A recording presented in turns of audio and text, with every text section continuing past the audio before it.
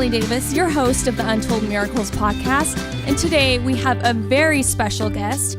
He is a heart surgeon, a professor, Daytime Emmy Award winner. He is the author of The Good Life magazine. I think he's America's favorite doctor. Welcome to the show, Dr. Oz. Well, thank you for having me. I appreciate all those kind words as well. I had the pleasure of meeting you back in 2010 when you came to the Children's Miracle Network Hospital celebration, and you gave a keynote address to all of the Children's Miracle Network Hospital's family. You taught us a lot. And when I think about miracles, I think about you, Dr. Oz. What does a miracle look and feel like to you? Well, it's interesting because as a scientist, it's implied that miracles aren't real. There must be a real scientific explanation. But the fact of the matter is it's something that surprises you, that you can't explain by what you would have expected. And a lot of times you'll attribute it to some divine aid group, but it's really, to me, about hope. Miracles happen because we can't predict everything that's going to happen. And frequently, and I've been doing the show now for 8 years, I'll talk to guests who, by the book, if they had read the book, wouldn't be there next to me. And yet something happened, something intervened. I remember Jenna Garner joined us for a show about a movie she had made telling one of these stories. Then we had a real mom and daughter on the program. And this little girl had complex gastrointestinal problems. She just couldn't eat. So literally because of the pain and because she couldn't digest her food, she was dying from starvation. But she's all the experts, well documented. Any doctor, myself included, looking at her records would agree she'd seen the best of the best. She'd been taken care of in her hometown. She was from the South, but she got up to Boston for specialty care. And she falls into this tree, upside down, is trapped there, unconscious. And when they rescue her from this hollowed-out tree that she'd fallen into, she was better. And there's no way you can get out of describing what happened to her as a miracle. And whether it's that case or another one I recently had on the show of a little boy who runs out the back of his house, falls into a stream, is lost for an hour, and then somehow they get him back. You look at these, you say, well, there's no way I can explain that. Then the bigger miracle is how we try to make sense of what happened and the lessons we can teach from that. I love you sharing that story with Jennifer Garner's movie. That child was treated at our children's hospital, and it doesn't make sense. Oh, my goodness. It doesn't make sense, but it happened, and it's real. So in your many years opening up people's chests, how do you weigh that out of the science of you go in and just do your part? Well, Carl Sagan, who is a role model to many physicians who cross into media, would say that divorcing science from religion is a fool's errand. It's because they have different goals. Science is to address answerable questions, but the questions you can't answer, at least until you can answer them, are the domain of spiritual leaders. And there are often cases that I've had. I'm a heart surgeon, so as you know, I deal with cases that are life and death. And there are moments where you just can't put it all together, and you have to look for help. And help comes in unexpected places. Frankly, miracles aren't just about God looking down and saying, I'm going to intervene here. I think it's about people stepping up when you least expected them and doing something that was courageous because they think it's the right thing to do. So miracles happen all the time in all of our lives if we just open our eyes to notice that they're occurring. And they happen to everyone listening to this podcast right now. At some point today, there was a little miracle, something that if they look back on and say, you know what a coincidence that happened. And yeah, there's some bigger miracles like the ones we talked of earlier, but they all form a quilt that describes a safety net that supports us. What's been the biggest miracle that's happened in your life? It might seem commonplace, but marrying my wife. I say that because I was the one voted by my class in college never to get married till later in life. I had a career that I was very focused on. I wanted to be a heart surgeon. And then somewhere in the middle of medical school, I fell in love with this woman that pushed all the buttons, challenged me, forced me to answer questions I didn't want to address. Very spiritual woman. Her mother's a minister, by the way, who took me to heights because she had a bigger vision for what I was going to be and what I could be than I ever had. And that was the best decision I ever made, and I don't take credit for making it. It sort of happened to me. And I tell everybody on my staff, I've got over 100 people work on the Dr. Oz show. Whenever they tell me the good news they're going to get married, I say, what's the best thing that ever happened to me? I just pray you'll have the exact same outcome. And the wisdom to listen to the person that you're in love with is a valuable one. So you're talking about your beautiful wife, Lisa, and I think it's kind of a miracle how you guys met. Would you mind sharing that story? It's actually an arranged marriage in some ways. A miracle or arranged marriage, whichever you want to put it. But it's a miracle that they even thought of doing it. My father and mother lived not far from where I was going to medical school at the University of Pennsylvania. And my mother had commented on the fact that they hadn't gotten up to see me much, so they'd arranged to come up and take me to dinner. And my future father-in-law was a friend of my dad's and said, if we're going to dinner, maybe I can drag my daughter along. And he has 6 kids. He could have dragged anybody around, but decided to bring the oldest one. And she thought I was the maitre d', which is not an auspicious start to any relationship. But we met, and I immediately found insights that her parents could share. That it's always a good thing when you like the family as well. And we began to date. At least in my case, it was secret. I didn't want my dad to know that he had anything to do with me finding someone that I might fall in love with. And after a few months, I came clean, and we've been together since that dinner we had. And it's a story that I share with my friends frequently because I could have easily had that dinner and not thought twice about it and moved on with my life. It wasn't supposed to happen, because life happens when you're busy making plans. And I had all my stuff organized. It wasn't supposed to be that way, but it happened, and I count my lucky blessings every time I think about it. From that marriage came 4 amazing children, and I just have to ask you about your daughter, Daphne. You just were up against her TV show, The Chew. What did that feel like to be competing against your daughter in that category? Well, it's a little tough because I want her to win. Her mother wants her to win, but I want my team to win. Yes. So we've been going at each other for a couple of years now. We made a bet this year to have the loser make dinner for the winner, which I do think I may have outsmarted my daughter because she's a great chef and I can't cook.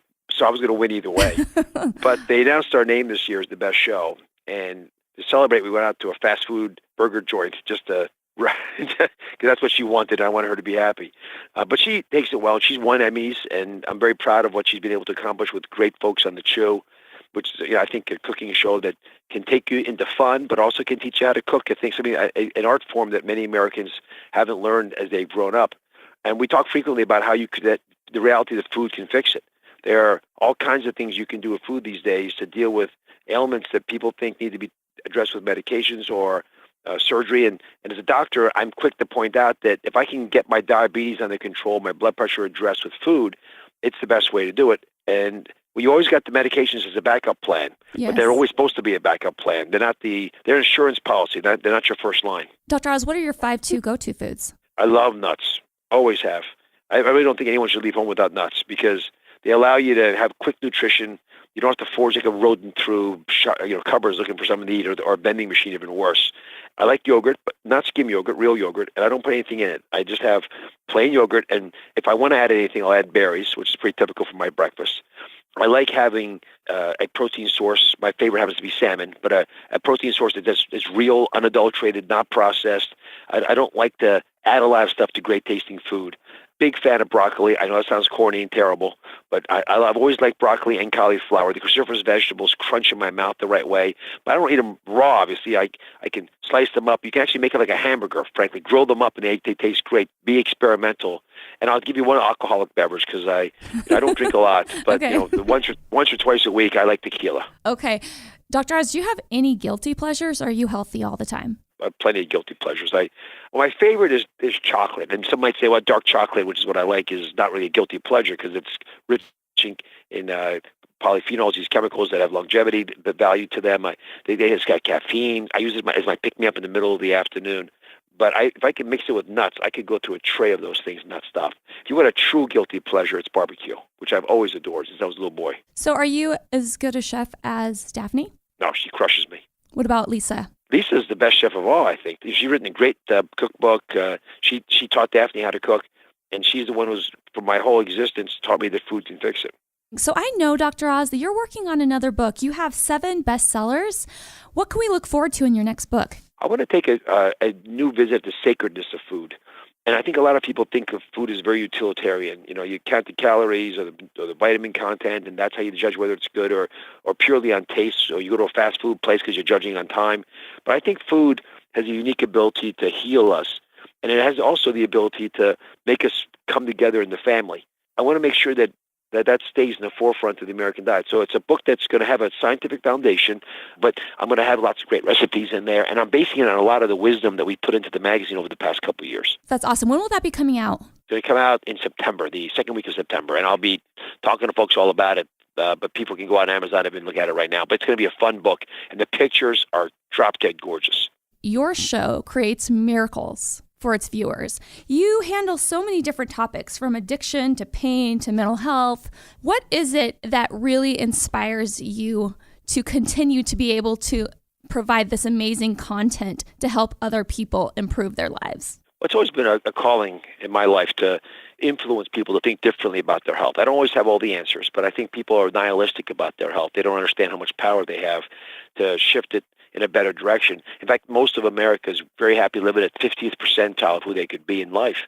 Not because they want to be at 50th percentile. If you take a test, that's a failing grade. But they don't know what 100th percentile feels like anymore. So the show is hoping to be a field guide, to be able to point you in the right direction, to light up your path, so that you can identify what actually would stimulate you to go to newer heights. And people, when they catch that bug, they'll do all kinds of things. They get into physical fitness routines. They start doing yoga. They meditate. They'll eat differently. And, of course, they'll look and feel better. All their friends, when they go back to their high school reunion, say, oh, my goodness, you look great. And they always, when I walk up to them on the street and they thank me, I'd say, listen, it's not me. Something resonated deep in your heart and your soul, captivated you to change what you were doing. And I think that is the opportunity we have as Americans. We're all clubbing each other over the health care bill that is out there between Republicans and Democrats, but health care is an American issue. And we are not going to be able to get ahead of it unless we deal with the underlying reality that we're really expensive to take care of. Some of it's the healthcare system, but some of it's our own personal responsibility. The true battle for health should be won in our living rooms, our kitchens, our bedrooms. That's where we'll win. What would you say to a listener right now that has really never made that decision to go above 50%? Like, they want the optimum health. They've just never had the commitment. They've never taken that big plunge to health and wellness. What would you say to them? Nothing feels as good, nothing, as doing the right thing for your body, the temple of your soul. As soon as you appreciate how good you feel 5 minutes after you didn't have that piece of cake or potato chip or the extra drink or the puff of the cigarette, and these days, a hit of narcotics, which is afflicting 1 in 3 families. As soon 5 minutes later, the world feels so good to you. And I think folks begin to get comfortable with that little bit of restraint. But you have to have hacks. You've got to have little tactics. I mentioned nuts earlier. A half an hour before your next meal, have a handful of nuts. Just throw some cashews in your mouth. See what your meal feels like. You're going to be much more aware of the taste you're having because you're not famished. And that ability to control your destiny is really what it's all about. Because if you can change what's happening in your body, you can change the world outside of it. Are all nuts created equal, or is there one better than another? Nuts all have different benefits. I mean, walnuts have more omega-3s than the others. Just find a nut that you like. Even peanuts, which aren't really nuts, right? They're legumes. They grow under the ground. Even peanuts have a nutritious value. So people quibble over whether you're losing the benefit if you roast them or if you have a little too much fat, the macadamia nut. But they all are associated with your diet.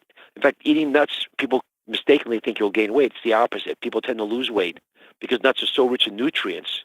Your brain's looking for nutrients, not calories, so it slows you down once it has enough nutrients. I have a friend in particular who's going to be very excited to hear that peanuts are good for her.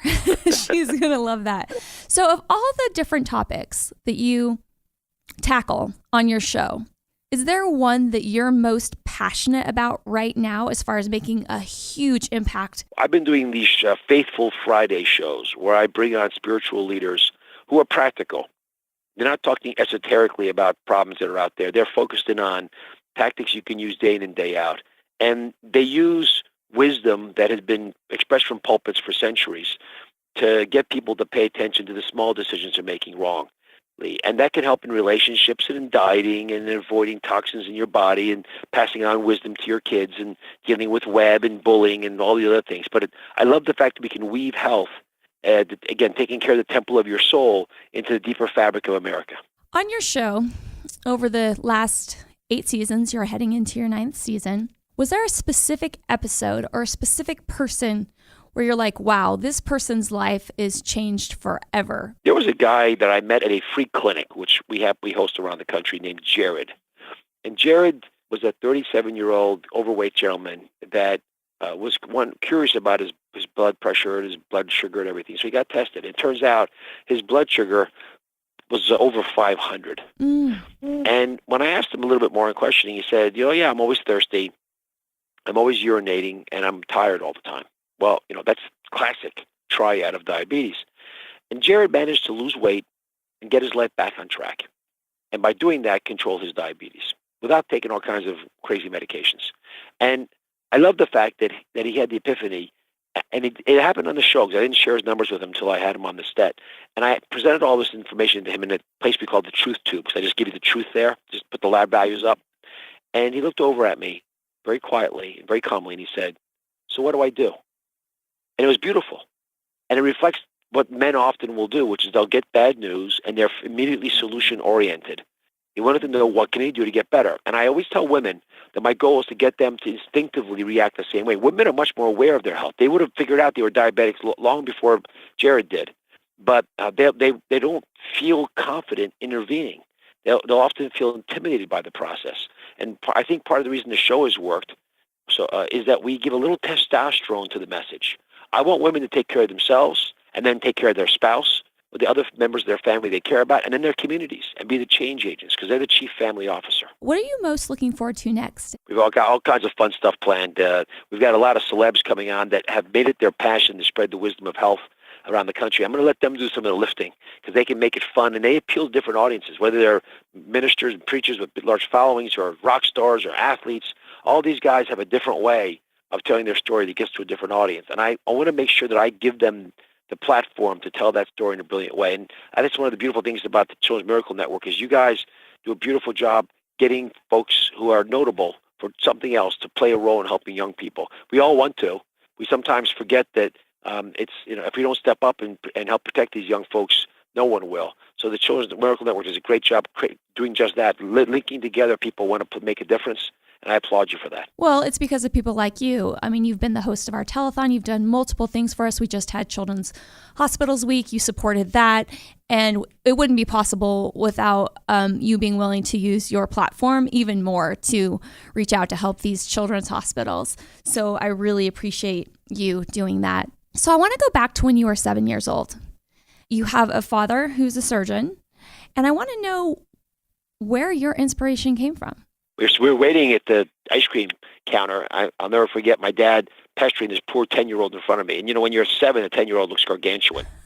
And so he said, the guy was ordering his ice cream, the poor kid. He said, "What are you going to be when you grow up?" And the young man said, "Well, I don't know. I'm 10. And then he got his ice cream and he left. And so I was up next ordering my usual vanilla fudge. And my dad looked at me and he said, "No matter what, I want you to always have an answer to that question. You can change your mind, but I never want you to answer anyone asking what you're going to do by saying, 'I don't know.' You should have a plan." And so he asked me, and I said, "I want to be a doctor." And I never changed my mind. Where did you first start off practicing once you were out of medical school? I went to Columbia University because I was offered a training program there, which is pretty prestigious institution. So I wanted to see what it was like to play Columbia. And it was in an inner city institution, so I also would be exposed to a lot of different kinds of ailments that I wouldn't normally see in a suburban hospital. I did my residency there, and then at the end of my residency, I did a cardiac fellowship to train in cardiac surgery. They offered me a job, so I took it. And I never thought I'd stay, but as I started to practice in academic medicine, I enjoyed it more and more. Did some operations on kids, by the way, because I was running the mechanical heart program, and we had a big initiative trying to help kids whose hearts were failing them, a common cause of demise in young people. And I don't know if you saw the Jimmy Kimmel show that I did recently, but his son was born with as a blue baby with a condition called tetralogy of Fallot. I have little boyfriends across the country who have that condition. It's a lot. It's very common. It is common, and it used to be lethal. But these days, as Jimmy's son experienced, you can treat the problem. In fact, cure is a hard word to use anytime, but these kids shouldn't have long-term issues growing up. They might need more procedures, but they should have a great outcome. And I, at Columbia, was exposed to lots of young people at Children's Hospital. Morgan Stanley Children's Hospital is a great institution in the city. That's Columbia University's Children's Hospital. And I learned a lot about managing complex illnesses because it's an institution that could attract a lot of donor organs. And I'm still practicing there. People don't know this, but although I host a show every day, I tape shows ahead of time for Thursday, and I actually go to the hospital those days and take care of people and operate.